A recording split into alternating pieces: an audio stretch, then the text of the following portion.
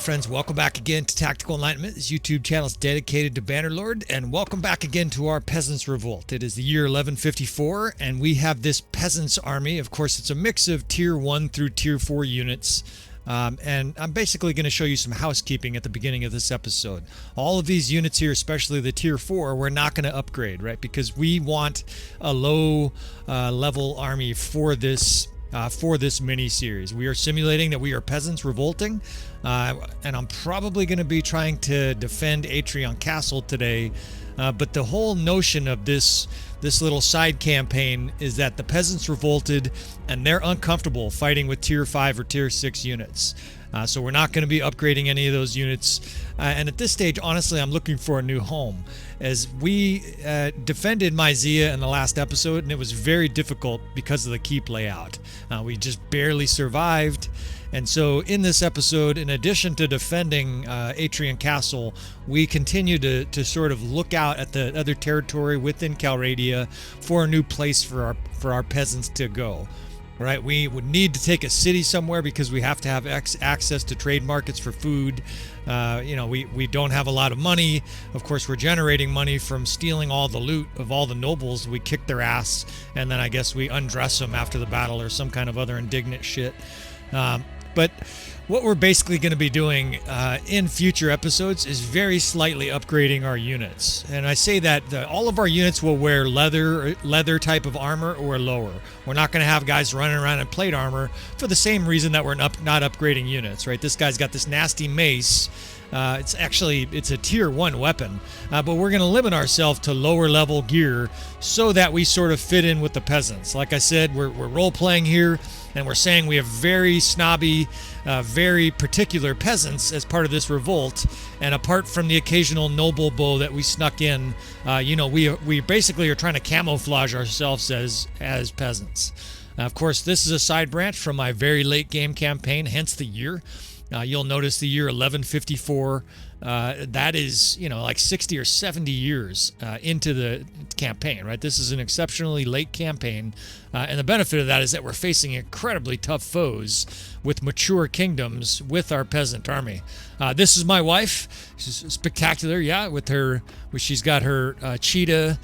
Or leopard, or whatever the fuck cloak it is. In fact, we got a lot of good-looking women. The more I kind of glance at them. But these are all the companions that are in our peasant army, and of course, some of them are literally wearing barmaids' dresses. So we continue to go out there and wreak havoc amongst the nobles. We are going to continue to try to expand our little kingdom here. Like we said, we have Myzia. We'll be defending Atrian Castle, or at least attempting to today.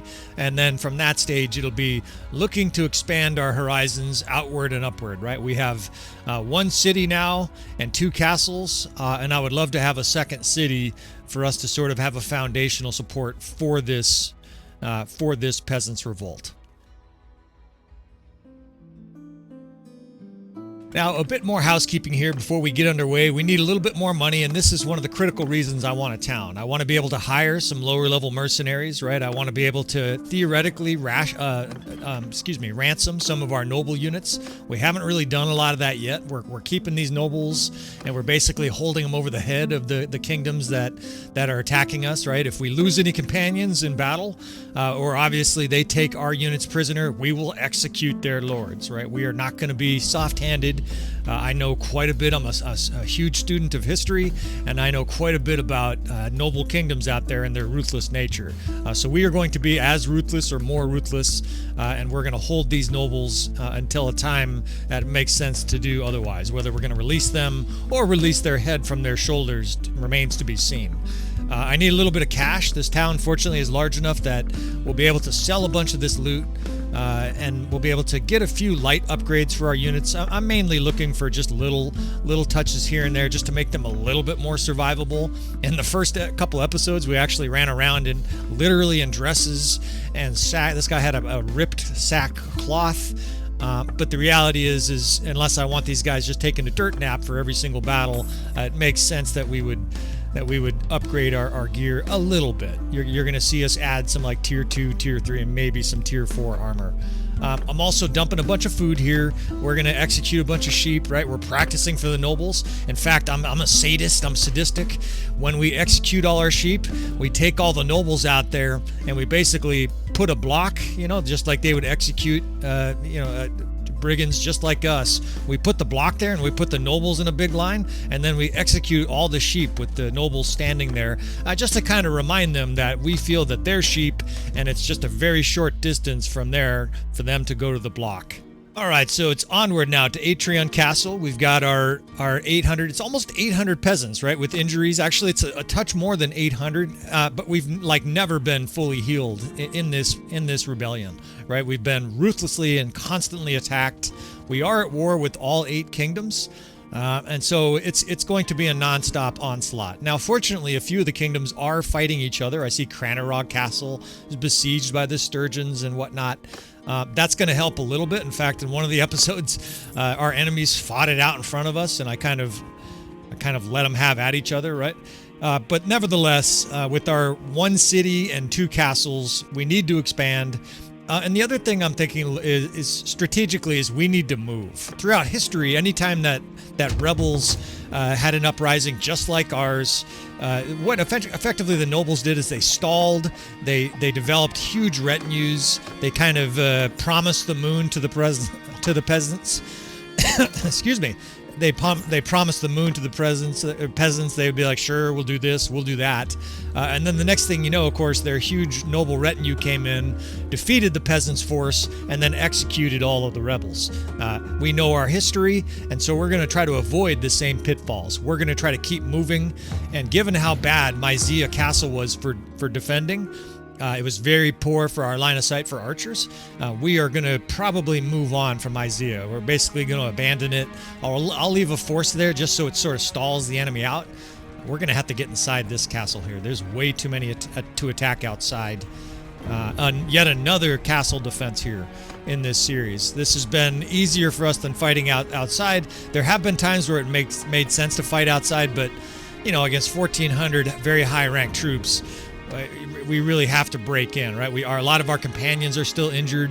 I still have 135 troops injured, and unfortunately, it's some of our highest level troops, right? So we're down to sturgeon warriors and bushwhackers. We can recruit every single prisoner. Of course, I'm not recruiting tier 5 and tier 6 prisoners, but we definitely will recruit the lower level prisoners. That said, look at this fucking army, right? This is the other thing we're facing because we're in mature kingdoms. Huge armies stacked with high-level troops, right? Tons of cataphracts and legionnaires and elite manavliatons.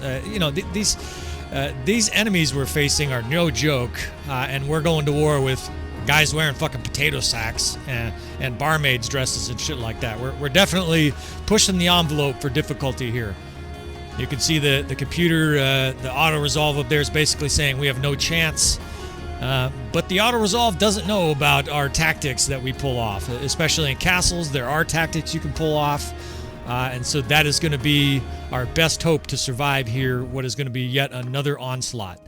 And of course, we will use normal player damage for the whole campaign. So 1,300 against 754, and in we go here. Okay, I'm familiar with this castle layout, and what my experience is that this is kind of a pain in the ass castle to defend.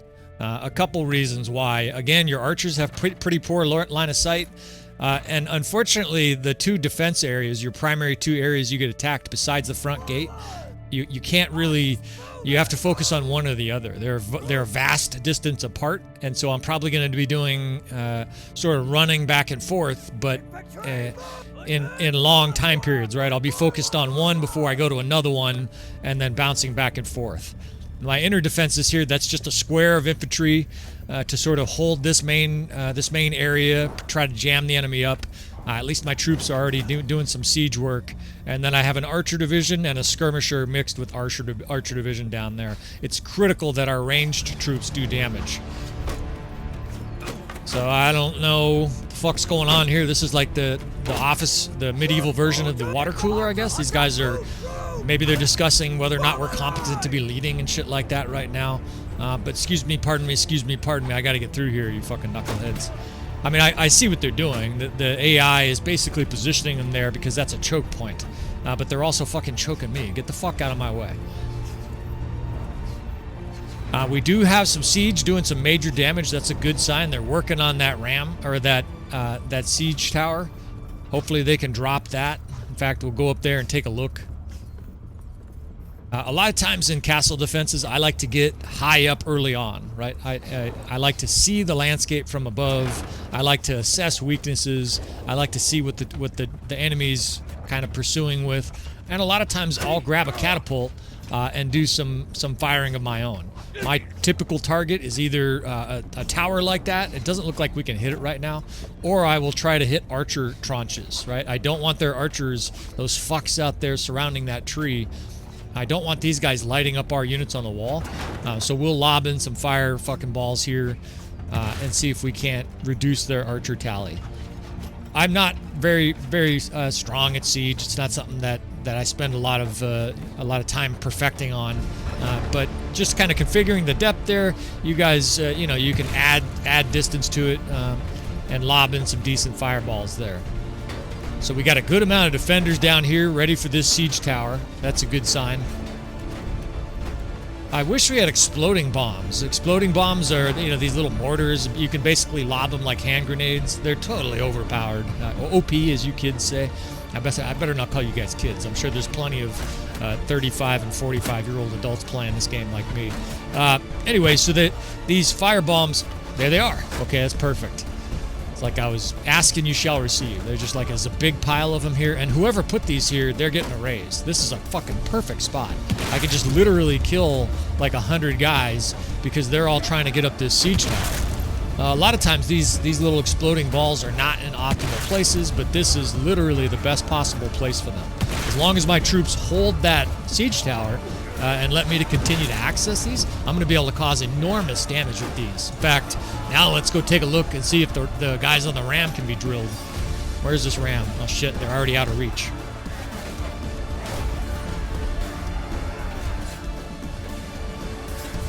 Obviously you move a lot slower. Oh shit, they're just like coming right at me. Here, catch, boys. Yeah, we're gonna kill dozens. I have no qualms. Anybody who might think these things are kind of cheese, or it is true that they're overpowered, but it's part of the game, right? I guess I could just, look at these fucking lazy guys. Get to work. You're not gonna work? Catch a fucking javelin in the back. We like to rule through fear here. It is a revolt, right? We're in desperate times. We do a little martial punishment sometimes. We'll let the other guy think about that and see if he wants to keep staring at the wall the rest of this episode. Alright, so if you do get hit with an arrow, even a single arrow or like a little flick of a sword, unfortunately this guy drops it and it just becomes a worthless ornament. I don't know quite why it's designed like that. Maybe it's too much for the AI to handle or something, all these bombs laying all over the place. And of course, unfortunately, your allied forces will not pick these up and carry them around like this. They'll pick up the stones and throw them down the murder hole, but they won't do what we're doing. And at least until I start to see that inner gate burst and us having to deal with a crisis, like this is oh shit, like this is a crisis. All right, we'll fire that down there and we're going to join them. I'm not quite sure what happened with the defenses over here, but evidently there is no defense. These guys are just fucking pouring up the left side of our keep here. I can't jump down. So we're going to send in a couple divisions here and we're going to charge down there somewhat desperately. Looks like the main gate is also burst open. This is a very bad start for us here. This is what I was talking about, this keep being so divided. It's so far over to where that area is where those bombs are that I couldn't even keep an eye on these other locations, right? That was the first time I took a look at that other side here where the siege tower is, and obviously things are going badly. So they already have a huge force that's got a toehold.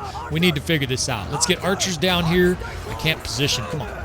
There we go. We got some archers positioned down there. We're going to give them some enfilade fire. We're attacking them with an infantry division, and I think we do here. Kind of trying to assess what units I have and what my best options are, because the inner gate here is also burst, so the enemy's pouring through multiple locations. Now, I don't know what's happening in that far location, but because we went there to start, right, the location where the bombs were and the ladders were, I think we're going to be okay there. There was like 80 troops jammed up, really fucking the enemy up. These archers are going to help a ton. We're going to be able to get these guys. They're already firing away, and that's going to pin the enemy down. Now, if we attack them, what'll happen is they'll be sort of either attacking us and counterattacking our guys, or they'll have to block those arrows. They can't really do both, and that's one of the benefits in a situation like this, right? Our little infantry, these militia and weak troops, they roar with vigor as they bellow into battle here, but the reason they're going to have a chance is because of this 30 or 40 archers down here firing away. I'd like to get more. Actually, I'd like to pull a unit around, but I don't want to pull too many guys away from the gate. You can see our weak infantry there. Guys with pitchforks and shit are setting up. But we've got our archers here providing support. And I've falsely said, you know, over the course of episodes that are quite older anyways, that you do run out of arrows and keep defenses. That's not accurate. You run out of arrows and keep assaults, but the defenders effectively have unlimited arrows. What you have a limit of is javelins, though. You will run out of javelins, and unfortunately, they're unlike the little arrow barrels or whatever they're fucking called. There's no way to restock your javelins other than the javelins that are on the ground. I wish they would fix that, but maybe then it would be too overpowered. So I don't have a force for this side, but I am a force, especially with this blazing fast two-handed hammer. And I'm just going to be able to hammer these guys as they try to defend facing the other way. I got to avoid getting skewered here, getting fucking slashed. But we've got our slightly upgraded leather here. And even though I'm fighting like a fucking newcomer, we're in good shape. There's a fucking noble here. Yeah, you fucking die, you pig! Club down Eucor. And now this spot, we've now handled this crisis here. So I see enemies pouring in. These are probably reinforcements, but crisis managed here, right? Instead of a bunch of Southern Empire fucks here, we've got a bunch of their corpses to tell anybody else that comes this way that it's going to be a formidable assault. I may leave those archers down there just because they have such a great line of sight for this spot. I'm going to grab here, a little arrow. And I'd like to be able to push these fucking ladders off. Where are those things? There they are. These things right here, you could shove the ladders off, but this is very difficult if you're the only one here. I probably should have kept some of those infantrymen here because archers will fire at me, right? And obviously I can't, I'm not going to be able to do this. Actually, forces are already pouring this way too. I've got nobody here. Almost got one ladder up, but we're out of here. I can use this choke point here, though. This little entrance right here will work as a bit of a choke point, and at least it sort of cooperates with the front gate defense, right? I can get units spread out to cover both of those. You got my wife there in her best town dress. You got this gal with her barmaid's dress. We're ready for battle today. We're a little bit lightly armored. We're probably a touch chill considering it's fucking snowing, but these are hardy troops of ours. Of course, the women in Bannerlord are fucking superheroes. They literally give birth and then, of course, fight battle an hour later. That's definitely not a thing. Of course, most noble wives, and I will have these little historical interludes, especially when it's sort of a slow spot of siege defense. Historical women that were like nobles, they were breeding machines. They were, I mean, up until, of course, the 1900s, basically women were second-class citizens at best and property in a lot of places. They just had absolutely no rights, and their only purpose in the eyes of men is to make babies and stand there and look pretty, you know, do the housework or raise the children and give them moral setting and stuff like that. But the part that's unrealistic for Bannerlord, besides the fact that they can give birth and then a half hour later be swinging their battle axe, is the mortality rate for children. I think in Bannerlord you should be able to have more children, but higher mortality rate. The mortality rate for infants was astonishing. We're going to join this little breach here at the front, but we've got a ton of forces here. I think we can handle this. So the mortality rate of children was so bad that in many cases, like some of the stories you hear, and they're not anecdotal, this is like, we're talking royal children, it's almost hard to believe, right? You can't even imagine from a modern perspective what these people must have been thinking. I think it was either Queen Mary or Queen Anne of England in like the early 1700s. I want to say it was Queen Anne. Anybody, someone could correct me if I'm wrong. She had 15 children, and none of them I mean, none of them. 0 for 15 survived to adulthood. Can you fucking imagine? Can you imagine, you know, trying to bed your wife after she's had 7 children die and maybe 3 of them are stillborn or something like that, and you're like, you know what, babe? After this little trip to Paris and Fontainebleau and whatnot, you know, we'll look at some art museums. How about we have another kid that probably has no chance of surviving? Are you good with that? Right? And of course, they didn't actually have that conversation. The woman just said, yes, sir, you know, or whatever. She's obviously acquiescent to the Lord. But can you fucking imagine? I'm sure there are very few women listening to this, but even just as guys, can you imagine if your wife lost even like 2 or 3 and you're just like, let's make more? But imagine the 13th time he's still like, we got to make a kid, right? We got to have an heir. And every kid dies, right? They don't even make it to, a lot of them didn't even make it to like 7, 8 years old. So you're losing kids in the most tragic age. I just can't even imagine. You know, some people sort of view some parts of the past and history as these idyllic little villages. And there were some things that were certainly better, right? We all got more fresh air. There was no fucking annoying, addictive video games like this or TikTok. But there were a lot of things that we sort of take for granted today that were dramatically worse back then, and that was one of them. Mortality rate, especially for children, was just astonishing. I think something like 2/3 or half was a pretty reasonable estimate for many families. And of course, you get examples like Queen Anne, where literally they lose all of 15. Right, and this is obviously somebody who's receiving the best possible medical care. Well, these troops here could not be more bound up perfectly for us here. I was calling these guys dipshits earlier for clogging up this spot, but look how beautiful this is now, right? These enemy troops are piled up here, and assuming I can actually aim these rocks, we're just going to be able to thump these guys on the head over and over again. In fact, I probably don't want these guys. I'm pulling them back because I was going to have them blasted with archers. Here, catch this, motherfuckers. We're going to push these guys back with this infantry wave now. I actually see their forces pulling back. I wonder if they're fucking routing already. I can't imagine that. But sometimes if an enemy gets their ass totally whipped in a siege, they will rout very early on. I doubt that's the case here. In fact, it does look like they're surging back in. Maybe they feared my hammer. They don't want any part of this hammer here, right? The humbler. Yeah, see, this is what I want. I want these infantry holding this spot up here. I've got skirmishers below me because I want this enemy to be basically in a firing squad for the archers to my right. I have something like 100 archers and skirmishers down there. Catch a rock, dude. The hillman took 18 damage. Look at him, he's standing there. I think he's stuck in the arrow barrel. It's like he fucking put it on like one of those dipshit clowns. And him and I are going to defend this spot here, assuming I don't get my ass kicked. Man, my fucking combat skills are so bad sometimes. Now the hillman finally... He's not wearing armor. Fucking put on some armor, you fucking dipshit. You can see the firing squad this is, right, with this 100 archers down here. This is why I wanted those guys positioned there.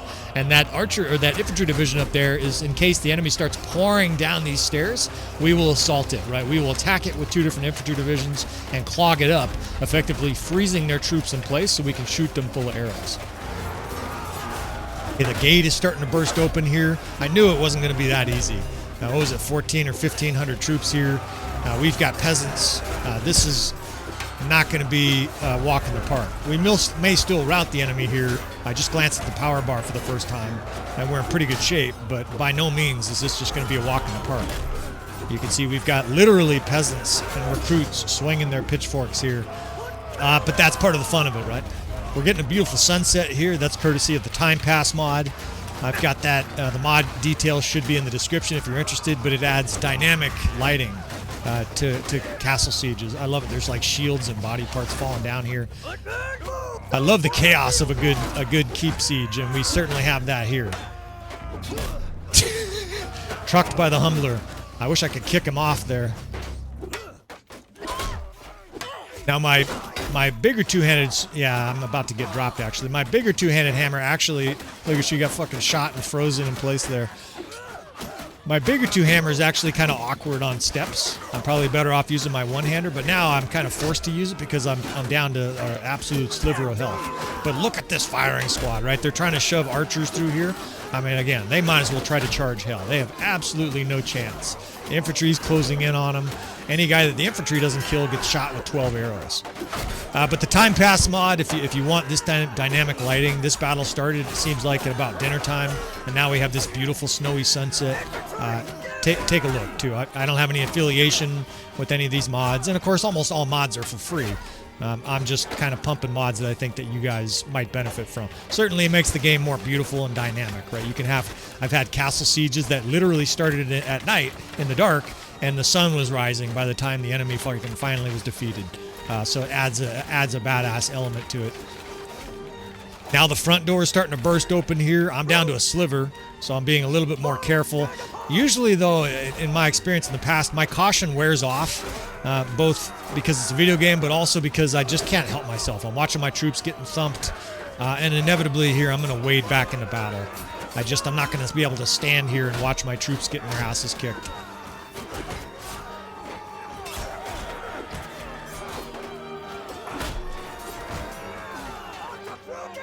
It's getting messy. The enemy's pouring through the gate here. I imagine they're also still pouring through the other side, and I know they're still pouring up the war tower because I see them pouring through the doors over there too. Let's bring some forces up here. They've got archers and infantry over there in large numbers. I got archers fucking getting set up here to shoot. We're not going to have that happening.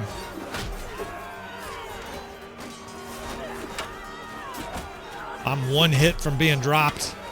We'll be doing our best bob and weave job.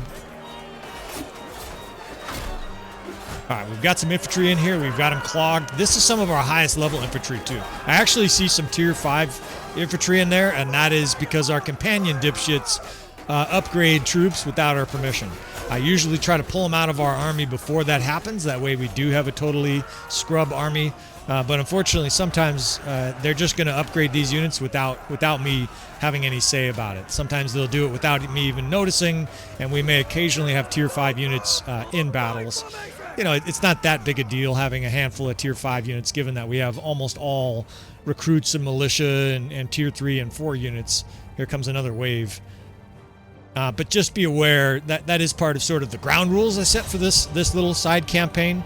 I can cover a few more of those here if the battle doesn't get too chaotic, but one of them is that we will not be keeping tier 5 or tier 6 units in our army groups.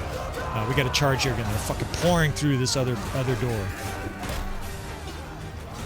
Die, you bastard!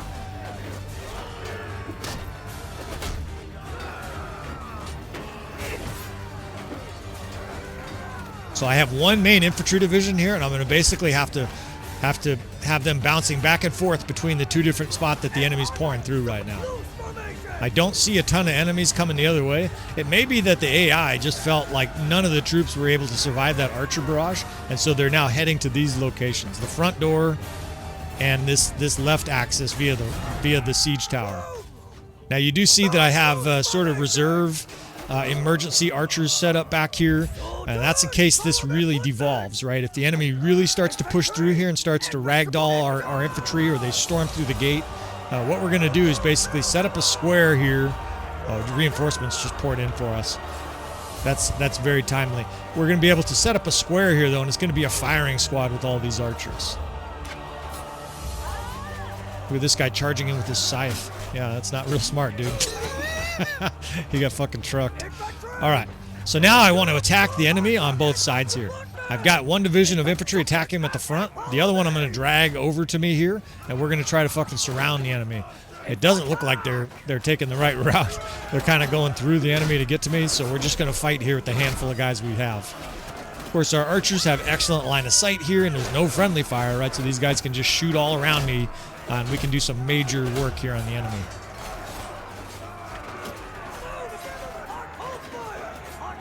We'll charge with archers here. Any guy that's close, that's threatened, will then charge, and the ones that are safe, they will continue to shoot. We're not desperate enough yet to hold fire.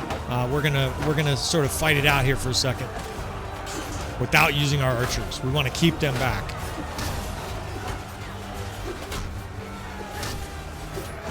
Yeah, they're starting to fucking pour through this left side. We've got a nice infantry tranche, though. I don't want them to get too sucked up, though. That way they might get surrounded by these forces coming in from our left. Yeah, they're pouring up that fucking tower.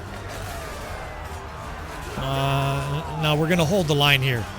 I see medium-level troops here. I see Tier 4 infantry. We're going to continue to just fight it out here. The enemy is down to relatively low-level troops. We might be able to get their morale to break. Almost before I could get the words out. The enemy is fleeing. Get out of here, you Northern Empire scum. Join our army. Not these scuzzy lords. We'll give you guys good wages. Right, we're doing the Seattle $20 an hour minimum wage. Very soon we'll all be broke, but we're going to give you good wages. And if you don't like good wages, we're going to fucking thump you guys over the head with a mallet. All right, each one of these is, it's amazing how much stress I'm deriving from this. It's good stress, of course, because it's all make-believe. I can just quit this whole thing anytime. If we lose, we lose. But I really want these peasants to continue to succeed. You know, I guess I'm role-playing a little bit, right? We don't want to lose. In real life, of course, anytime revolts were put down, immediately they would execute the highest. Damn, this was... Okay, so we just lost one hero. The other two are our enemy nobles. We did lose one of our nobles, but one is not too bad. But anytime the revolt was put down, what they would immediately do to instill fear in the rest of the revolters and to discourage future revolts is they would execute the leaders, right? Zuvan would most certainly be executed, and they would do it in the most gruesome, horrific, painful manner possible. They would draw and quarter them. In some cases, they would burn them. In the German peasant revolt of the 1525 era, which this is sort of modeled after, there were vicious, just nasty fighting between the two different sides. Like the rebels at one point, they had like 6,000 men, and they sent a delegation to one of the castles that they had surrounded and basically said, look, you know, you're going to have to give up or we're going to starve you out. So they sent a delegation under a white truce, and the fucking count inside rallied his forces, sallied out the gates, and massacred the delegation, right? So just terrible reprisals and total savagery. Eventually, those peasants stormed the castle, and then they had the count walk to his fucking death. It was literally walking the gauntlet, right? That's where that term comes from. You would walk down a bunch of men lined up with pikes and knives and swords and maces and whatnot, and they would all get their piece of you, right? They would stab the guy, the count. Saleha has died, yeah. And it would just, one after another, they would just fucking pummel this lord, or they did pummel this lord until he died, right? They made his wife watch. They killed his retinue and his noble house in the same manner. And when they eventually did put this rebel party down, they roasted the guy who did that, who ordered the massacre of the count. They roasted him to death. What they did, this is how savage the medieval age was. They chained him to a post, right? So he had like a dog leash of like 4 feet, and they built a fire all the way around him, and then they progressively just pushed the fire towards him. So he didn't get burnt alive. He got literally cooked alive. I mean, if he was lucky, he died of smoke inhalation. I'm a firefighter. I would have been taking deep breaths of that smoke rather than getting fucking literally roasted alive. But that gives you an idea. Maybe that's why I'm stressed in these battles here, right? We're gonna do a little bit more donations here of some lower level troops to our guys here, pull their tier 5 units out. But I'll stick some of these little historical sides in periodically, especially because some of these directly relate to peasants' revolts just like this. Phew, still another successful defense. You can see we only have 232 guys left, and again, I'm eyeballing our next location to go to. We do have a castle here under siege again, so we're going to head back to Gauss Castle, but in the near future, I'm looking for a new home base. You know, I think we will have another encounter here as part of this episode. I'm still kind of in between on whether or not I want to make these sort of shorter episodes or longer episodes. I will try to prevent these from being marathons. Of course, a lot of castle defenses. All right, we're getting some gals pregnant. Right? Have some more gals give birth and then crank out children and then fight for dinner. But I think most of these episodes I'm going to aim for about the 45-minute mark. Please leave feedback on stuff like that if these episodes feel too long for you. If you want more of this kind of stuff skipped, feel free. I'm not an expert at editing videos, but if you want to just see like a summary of some of this shit, you know, let me know, or if the time length of this is appropriate, right? I'm kind of trying to speed through sort of the recruiting and some of the sort of non-interesting parts here, but I also kind of want to show the people who a lot of people want to see how I progress through a campaign, and so this is sort of a watered down or a different version of it in the short term here. So we're going to continue to fill our armies with recruits here, right? We're going to every single town every time I see one, and I'm going to take all the troops. I don't actually think you can recruit. Okay, there's a huge force down there. I don't think you can recruit tier 5 units, so I'm just going to automatically recruit all the units at every single town I see, and hope we can keep our numbers up. Yeah, 2,200. So we're gonna let them get weakened a bit on the castle defenses. They just started assaulting the citadel, so it'll be a couple days or a day at least before we have to decide whether or not we're going to fight out in the open or join them inside. We will probably join them inside Gauss Castle, so another castle defense is likely here.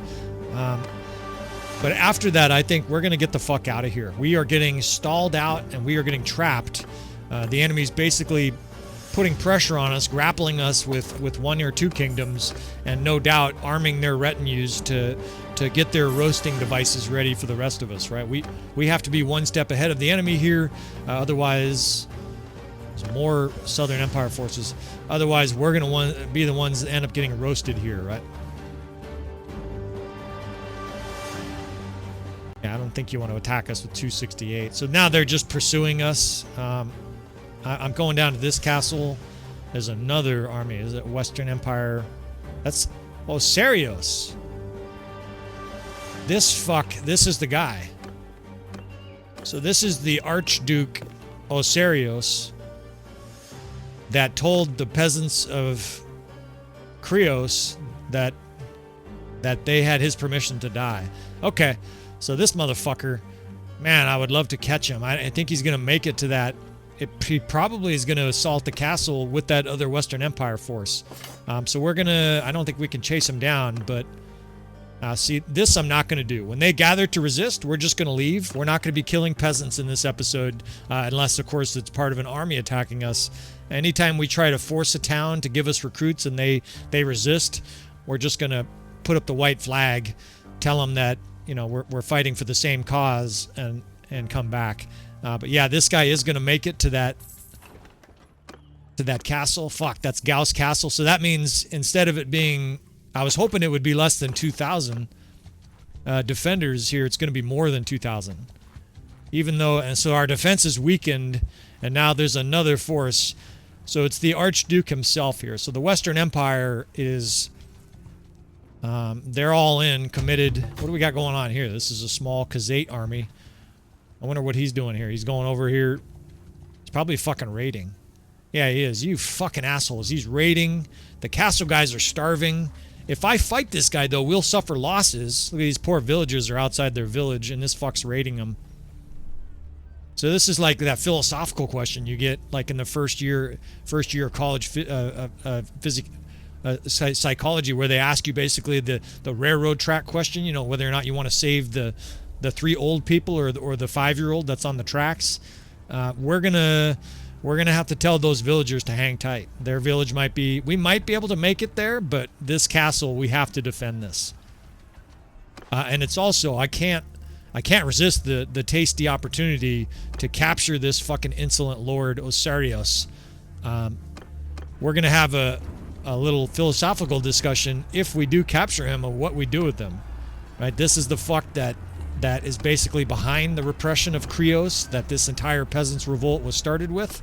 But at the same time, it's tempting to hold a guy like that, this fucking bowl-cut motherfucker. It's tempting to hold a guy like that for ransom, and see what they'll offer you. And of course, it's also it's kind of nice to tote the guy around with a chain on his neck and drag him behind our fucking peasants' food wagon, and embarrass the guy a little bit before we execute him. So we'll see. Obviously, we got to win this. We got to cross this bridge first, right? We've got to win this defense here against a huge Western Empire force. So even this, I wish I had this defense setup at Mysia. You see this defense here. The archers have a beautiful line of sight on the walls. All of these archers back here can pound anybody that gets up on the walls. I've got 2 infantry divisions and a skirmisher division right here to help us defend if and when they start pouring down from the walls. And we're going to be able to at least fucking give these fucks a great battle here. Again, any single one of these we could lose. We're not save scumming or whatever it's called in this campaign. We're going to be just sort of playing this through as earnest as possible, with a few exceptions. We had a terrible graphic error in the defense of Mysia. Eventually, I ended up save scumming a few times, and that was in order to try to get whatever graphical bug it was to go away. But unfortunately, it looks like a pathfinding error at that keep, because all 3 times it just juddered the shit out of my incredibly high-end PC. So it's not a graphical problem. It was basically the AI was having a really hard time trying to figure out what to do and where to send its units.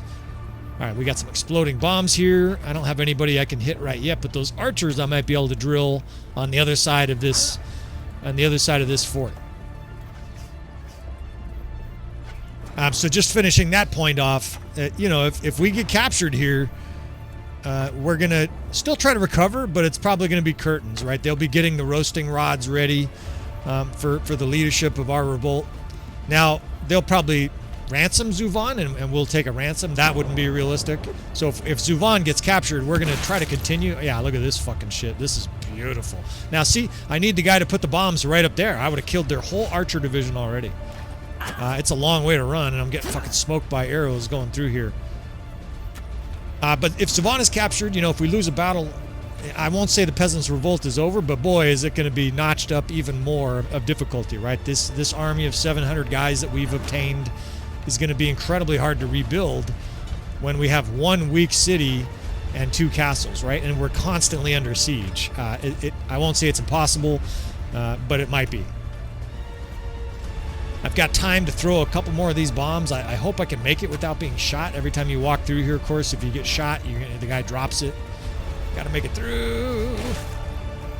And then we can fire a few more of these bombs out in the archers there. Blow up a bunch of their archers. Catch, boys, motherfuckers. Western Empire. Hopefully I hit Osarios. He'll be lucky if we kill him in battle, because that'll be much better than the fate that awaits him if he's not killed in battle. God, I'm getting pounded getting through here. I'm already down to half health. Below half. Of course, look at the enemy forces. Elite Manavelitons. The armies we're fighting are unbelievable. It's a very late game campaign, and one of the good parts for this Peasants Revolt series is that our enemy is stacked with high level troops.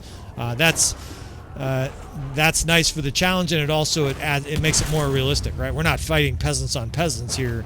We are fighting peasants on elite fucking cataphract imperial legionaries. This is how a real Peasants Revolt would feel, right? You'd be facing very, very high-end troops, and of course the difficulty because of that would be commensurately high.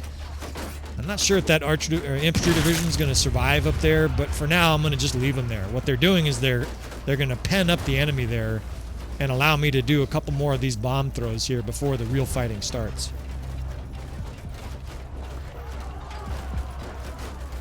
Incidentally, this is one of the weaknesses of the AI for keep sieges. What they actually should do is they should send homogeneous waves of troops, like a mix of low level and high level. That way you can't blow up not all, but most of their elite troops with bombs like this. I mean, how many guys have I killed already? 100 and something elite troops. And of course, apart from being shot a bunch, we've done it in a pretty easy way. And we're going to need it, right? What was it, 2,300? I didn't make the final count. Oh, shit, they've already burst this fucking gate here. Hold out there, archer. Fuck. Yeah, I totally fucked those archers. But I can't fight, 14, 15 of these elite troops myself. Okay, so the defense forces have at least arrived here. I'd like to keep throwing these bombs, right? I've got these exploding bombs. We can continue to rain them down. As long as I can keep using these, we're gonna. That guy's over there pounding people with his catapult with exploding bombs. And it looks like our defense force there was able to push the enemy back there. Excellent. Oh shit, they're heading for the front gate. I better keep an eye on the front gate. What the fuck? Oh, there's your graphical glitch, right? I literally just walked through the floor.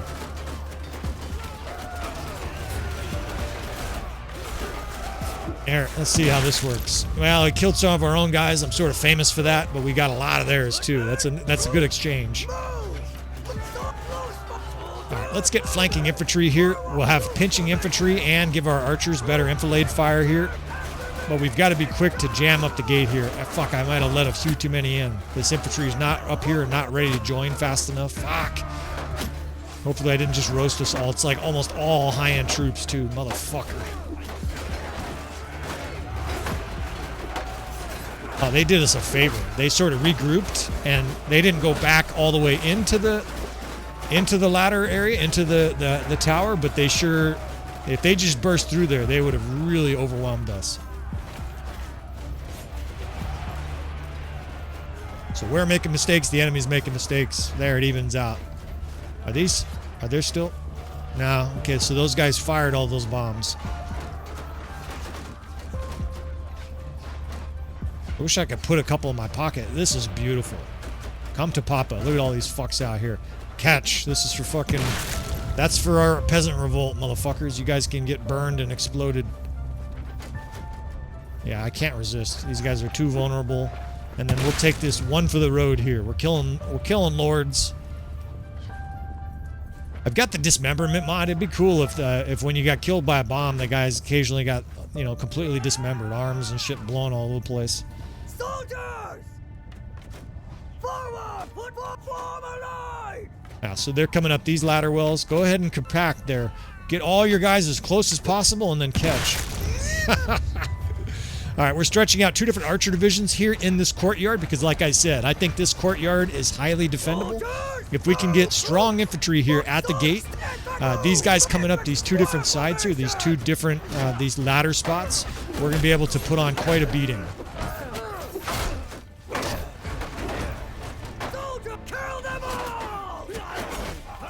I've got the 6 skirmishers effectively in reserve. They're going to be used sort of in emergency.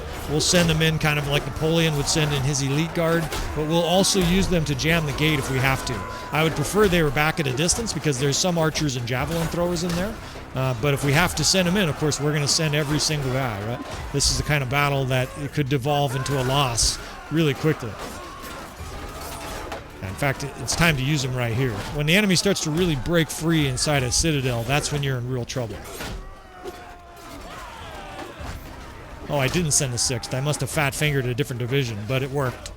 They're still there. You see a lot of those guys have archers. Actually, they might have charged, but the guys with arrows, of course, won't charge. They'll keep shooting.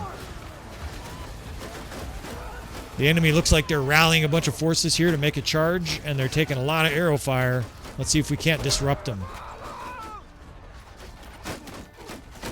Still got a few javelins for these fucks. It's murderous fire. Okay, so the enemy... So the AI either gets bugged, or sometimes I've seen it just decide, you know what, we can't make it up there. If you have a really good archer defense, they will send in units to different locations. I think the AI basically says, okay, none of our troops made it from there or got any kills, so let's attack from different directions. All right, these guys are getting too far out the gate. Let's pull these guys back. That's something I've learned in castle defense, is when you have guys attack, keep an eye on them. Think of them like a dog that you want to have on a leash, right? You want to be able to pull that leash back when they're fucking begging for food at the local restaurant or peeing on kids or something like that, right? You want to be able to pull these guys back once they're misbehaving. I want these guys at the front of the gatehouse here. Oh, these are all reinforcement militia. Look at, there's scrub militia, but if we get 100 archers up here, it's going to fucking do a number on the enemy. Now I've got scrub infantry coming up here, a bunch of fucking looters. I'm still laugh every time I think of that one guy who had the comment. He saw, in one of our episodes, he saw a looter that was, you know, like a group captain for an infantry division.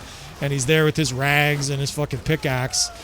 And I gave that unit, you know, the shield wall command. And the guy's like, You know, he just looks like a total pathetic homeless man. He's like, shield wall now! It's just fucking hilarious to picture these looters and recruits just totally getting into the cadence of war.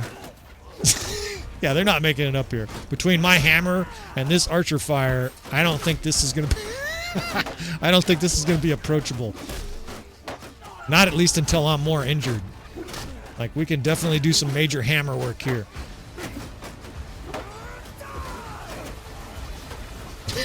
Shot in the neck. Yeah, it's death trap. So the enemy, I think, knows better than to come up those ladders. Now, realistically, they should take all those troops and charge the front door. But either the AI is either incapable of doing that, or it doesn't think that's a good idea either. For sure, the enemy should just try to barrel through the door here and blow through all our look at peasants and fucking recruits. Now, we have recruits down there, but I still see a handful of high-level troops. Gissel child here. I'm sure she's pregnant again. 9 kids. Has anybody else had 9 kids, by the way? No twins. She's just a baby fucking machine. She's incredibly fertile, I guess. I usually max out at like 4 or 5, but somehow she has 9. So we just have a shield wall here, and it has one job, and it's basically to not get blown open. If the enemy's stuck there at the gate, they're going to take withering arrow fire. And this is the difference, the massive difference between this and Myzia, right? Anybody who saw the episode before this, Myzia Castle has nothing like this, right? This is an absolute firing squad. They have to come through this little tiny channel, and all these scrub archers, even though they're recruits, you know, if you get hit by 7 arrows, you're going to get killed. All right, what do we got here? I've got, so the 2nd Division, I don't want these guys going too far out. I'd like to get some troops up here and push those ladders off so they can't even approach from this side. We'll put some defense forces there to basically stop them from coming up.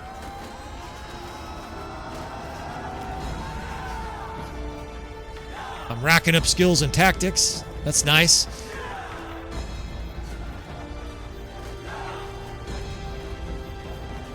Our shield wall's holding up beautifully. I mean, again, if it's 6 deep with infantry, it'll do a pretty good job. Especially, again, because the enemy, they can barely swing their weapons, right? They're getting into that gatehouse, and they're trying to attack this shield wall, and they're getting hit by 12 arrows. I mean, it's just a murderous fire through there. These are archers. Fuck these archers. Let's charge. Let's fucking attack these guys aggressively. We can always pull back if we need to, but I don't want these archers to be shooting our militia. Let's push our way through this. And I think with our 3 archer divisions and skirmishers, this might be a time to attack those forces outside. If they want to fucking be at those ladders, yeah, so they're like sitting at the ladder there. They're either frozen or they're just they're unsure of what to do next. Well, we'll make the next move, right? Whenever your enemy is standing still, we're gonna make the move here, right? A static enemy should be dead as long as you're using good tactics. Now, these fucking stubborn archers. I'm trying to get our troops out here quickly so that we can get some enfilade fire. I'm going to set up an archer division down the hill a little bit, one right in the main area here, and then we'll wrap around the enemy.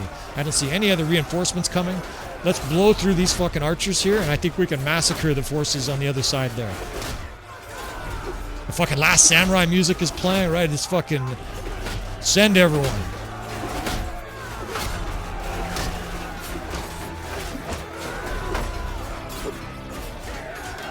You young guys who haven't seen The Last Samurai, go watch it tonight. It's fucking great. Sure, there's some fake to it. It's some Hollywood and Tom Cruise and some white guy, the typical, you know, trope about some white guy helping a non-white culture. But it's a pretty fucking amazing movie too. It's got a lot of great combat. It's got a lot of samurai mystique to it. It's pretty badass. And of course, great music. I think it's Hans Zimmer, who's basically one of the best. All right, so we've got our archers spread out now. We're charging with infantry. Our skirmishers are spreading out, and I have a 2nd archer division moving down from the enemy. And I want them there for 2 reasons. Enfilade fire, like they're getting right now. They're just pounding the enemy. The enemy's trying to hold a shield wall, but they're going to get attacked from multiple sides here. They're doing a pretty stout job with these shields, but eventually they're going to wear down. Now, the other reason I have those archers down the hill is that I'm preparing for another enemy wave. There's probably going to be another enemy wave soon. Okay, those are our guys. And I want infantry lined up over here to basically isolate the enemy forces. I want them divided here. There's fighting on the wall. It's gotten chaotic here. Our archers are mangling these guys now. And these guys, they would be better served by charging us. Even if they do, though, they're going to be in bad shape. Right? They're going to be charging right into the teeth of infantry with an archer division flanking them. Okay, the enemy's just poured in. Now we got to critically get infantry up here in a hurry. Let's get them into line form, get them up here in a hurry. At least some of the archers are shooting at these guys as they come in. This could get tenuous here. Fuck, the enemy's coming down. Let's get archers set up. The fucking javelins are pouring in on us here. If we have to, we will retreat to the keep. But I think the enemy's routing. Part of the enemy. Look at half their forces are running, and the other half is coming in to fight. They got to be wondering, what the fuck are you guys doing? And they're like, we just got butchered, man. We're out of here. Oh, that's beautiful. So that 100 or so guys that were over there on the ladder, they all just fled and left these troops in here to be mauled. I mean, it's a total chaotic scrum, but with archer support, we should be able to take care of this. Probably. Oh, it's getting fucking messy. Of course, we have low-level troops, so fighting in the open without archer support is not very... is not good. I'm starting to see some archer death spam. That's good. Our archers are starting to rain down, and these guys are routing too. Pursue these motherfuckers to the end. Let's make sure this enemy is gone. Look at him run! Some looter. I could just picture the looter with his rags. It is a looter. Look at him run! Look at all these guys running by us. Fucking beautiful. Our troops are trying to attack them as they run. These forces that are routing they're attacking still. It's kind of odd. No quarter for the craven. Looters and fucking whatnot chasing after him. It's beautiful. I see my spouse, Gissel child. She's up there chasing him down with her dress. That's why she wears her dress, right? She's much more mobile than armor. She's thinking ahead. She's highly pragmatic. Look at. Oh no, I thought that was her. It's Leia. Reinforcements just popped in, but they're out of here. No, that is Gissel child. She's down there in her dress just butchering people. That's awesome. Slash him!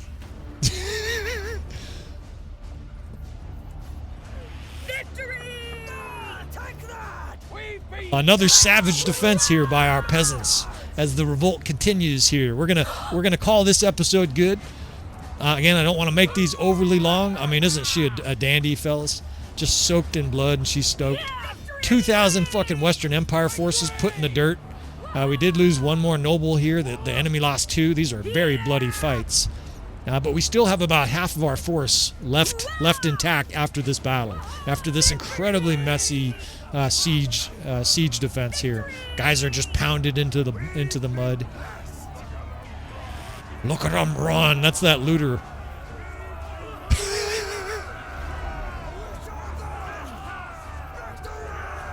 Look at all these scrub troops.